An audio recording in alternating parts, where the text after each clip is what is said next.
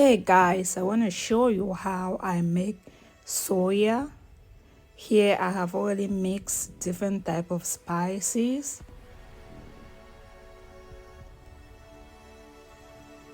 I mix in ginger powder,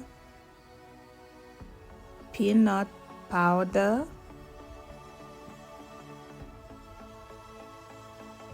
dry pepper from Cameroon, onion powder, red paprika powder, and white pepper. I mix everything here including salt and seasoning cube, and I'm gonna add in our cooking oil. I will mix and set it aside.